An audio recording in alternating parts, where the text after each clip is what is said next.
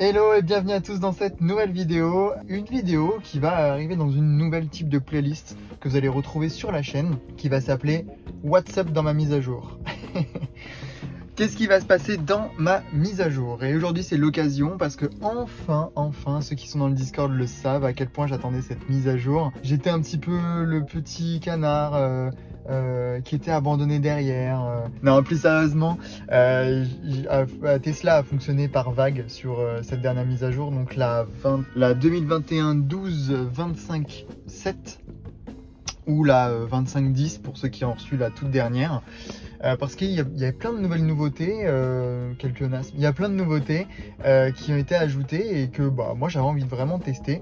Et étant donné que je vous fais des vidéos sur la Tesla, etc., et j'avais vraiment envie de vous la présenter avant que vous tous la receviez. Alors du coup, je vais faire un petit point avec vous sur tout ce qu'on reçoit comme nouveautés. Peut-être que certaines vous les avez déjà remarquées, peut-être que d'autres vous ne les avez pas remarquées. Mais c'est parti, on va faire un petit tour de ça. Mais avant ça, la nouvelle intro.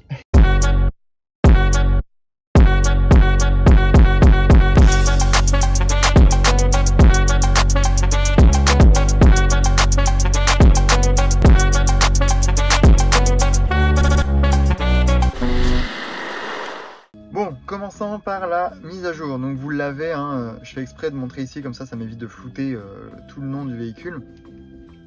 Mais vous l'avez donc dans le menu voiture présent juste ici. Et puis juste là, hop, je vais bloquer le focus. Tac.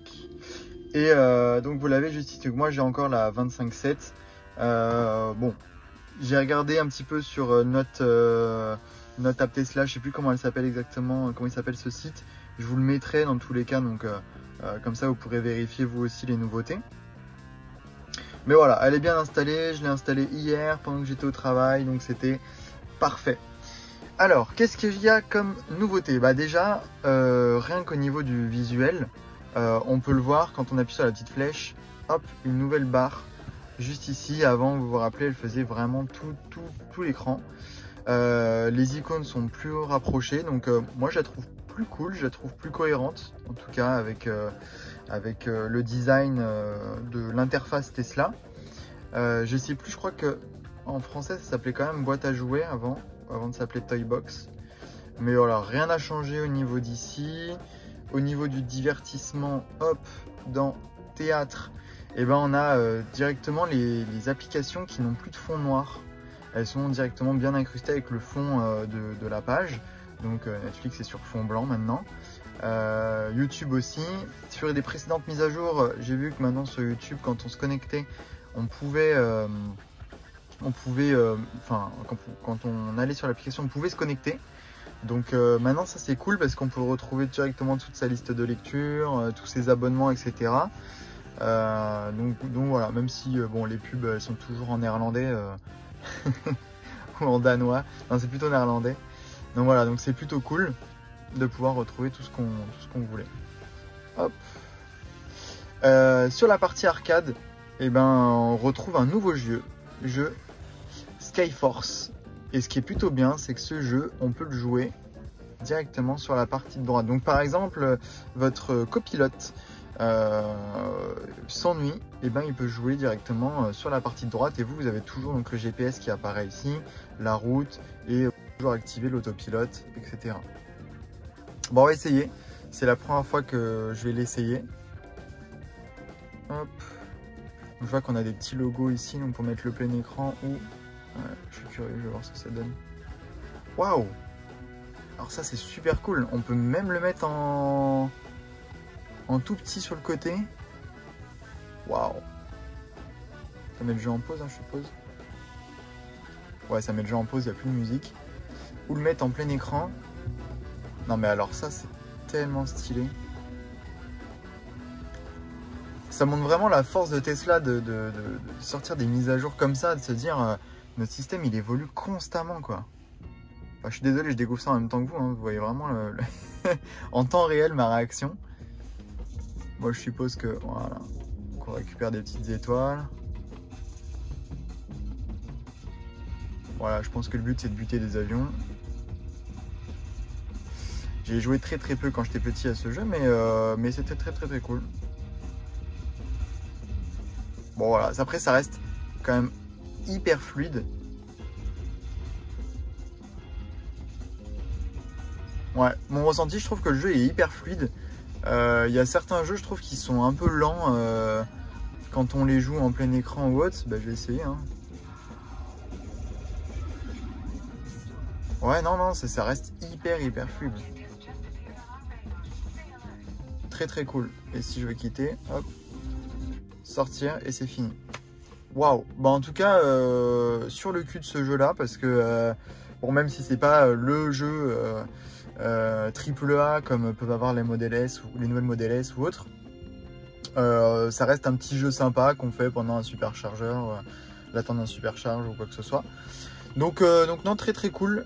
J'espère qu'ils vont pouvoir l'adapter à d'autres jeux. Ça pourrait être cool, par exemple un 2048, de le faire sur le côté, etc. Enfin 2048 parce que je joue beaucoup au 2048 pendant mes charges. Donc voilà, ça pourrait être sympa, ou même voilà un Fallout Shelter, c'est plutôt cool. Donc voilà, ça c'est pour la nouveauté au niveau du divertissement. J'ai vu d'autres nouveautés qui étaient plutôt sympas. Je ne sais pas si vous avez appairé votre téléphone à votre Tesla. J'espère pour vous, parce que c'est quand même une belle feature, une belle fonctionnalité. Mais quand on va dans Appeler, maintenant on a le petit logo message qui apparaît ici. Et en fait, donc ouais, j'ai déconnecté mon téléphone. Je vais le reconnecter en attendant. Hop. En fait, vous allez pouvoir avoir le fil de discussion avec vos amis, votre famille ou autre. Et en fait, ça va vraiment être représenté un petit peu comme messagerie instantanée que vous avez sur votre iPhone ou votre Android ou autre. Vous allez avoir le nom du contact ici et puis des petites bulles avec les messages reçus et les messages envoyés. Donc avec un petit endroit ici où vous allez pouvoir écrire. Donc après, tout ça se fera à la voix. Mais je trouve ça beaucoup plus simple, la gestion des messages, parce qu'avant, quand on recevait un message qu'on n'avait pas forcément envie de répondre tout de suite, donc ça apparaît ici sous forme de bannière, bah en fait c'était un peu relou, on n'avait pas... Enfin, si on répondait pas sur le moment, en fait c'était mort, il fallait répondre plus tard et prendre votre téléphone. Donc là c'est plutôt cool. Sur les appels, rien qu'à changer. Je crois que maintenant il y a une partie ici, je vais pas vous montrer parce que sinon vous allez avoir toute la liste de mes contacts avec leurs numéros, mais vous avez un petit pavé de chiffres sur lequel vous allez pouvoir saisir le numéro de téléphone, si vous le connaissez. Et puis, autre truc qui fonctionne plutôt bien, que j'ai plutôt bien aimé, c'est l'apparition des messages. Alors, c'est pas tant dans l'apparition, mais c'est plutôt le son, la sonorité de l'apparition. Elle a légèrement changé, je la trouve beaucoup plus douce, et c'est très cool. Enfin, quand on a des passagers qui sont à côté et quand on reçoit un message, souvent, avant, c'était un message, un son qui était un peu plus direct, qui attaquait un peu plus, et là, c'est plus doux. Alors si j'en ai un qui m'envoie un message, j'essaierai de vous l'enregistrer, le son, et comme ça je vous le mettrai. Voilà, donc le son a légèrement changé, et puis maintenant quand on va dans l'onglet appeler et messages, hop, on voit directement tous les messages qui ont été envoyés, et en même temps on peut hop répondre ici. Voilà sur ça. Après d'autres petites nouveautés. Alors maintenant apparemment, donc, dans la caméra intérieure, pardon, la caméra qui est juste ici. Hop, elle est où? Là. Je voyais plus, je me perdais.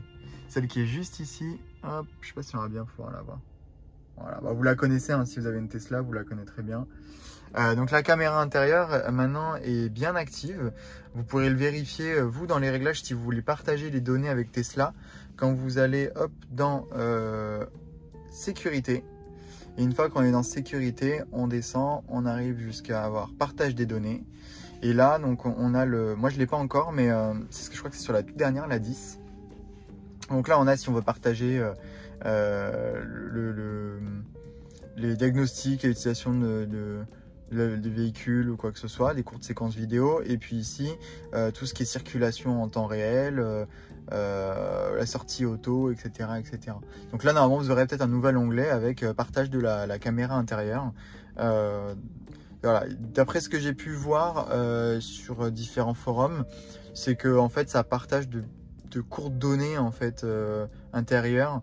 Par exemple, si vous avez un accident, ça permet juste de voir, enfin ça envoie aux ingénieurs qui eux exploite en fait la caméra peut-être d'une certaine manière pour un autre type de sécurité future. Et en même temps, ça permet à l'autopilote, quand vous l'engagez, de pouvoir directement, si vous avez le regard qui est beaucoup trop porté sur votre téléphone ou ailleurs, de pouvoir directement vous reproposer de reprendre le volant, etc. Voilà sur ça. Après d'autres petites fonctionnalités. Donc voilà, donc juste maintenant quand on va aller sur internet, on va avoir une nouvelle petite barre de chargement pour dire que ça lance l'application internet tout simplement. Voilà, plutôt sympa, ressemble d'ailleurs aux émoticônes, enfin au design un peu de chez Google. Voilà, et puis automatiquement ça lance internet. Alors je trouve ça quand même un peu long, voilà, j'ose critiquer, mais je trouve ça quand même un petit peu long la recherche ou l'ouverture de certaines applications, surtout une application peut-être aussi simple que celle-là. Je pense qu'on a quand même une puce assez puissante quand même dans la Tesla qui gère des trillions et des milliards de données en même temps. Donc voilà, peut-être pour le futur, peut-être demander une optimisation de certaines applications, parce que là on a besoin d'aller un peu plus rapidement. Voilà, j'ai l'impression qu'aussi les logos ont changé en haut à droite. Voilà, et puis pour ceux qui utilisent la musique, en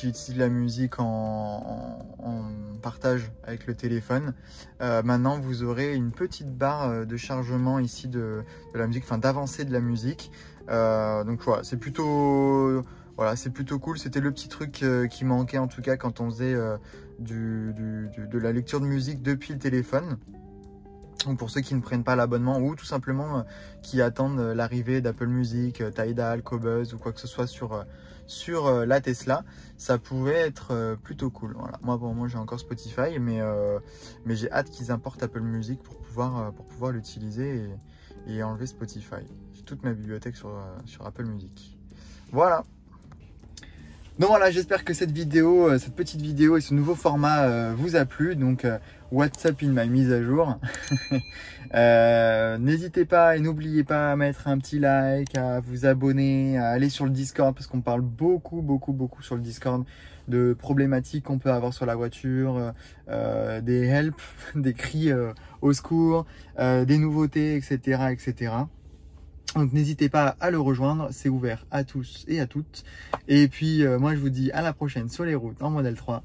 Ciao!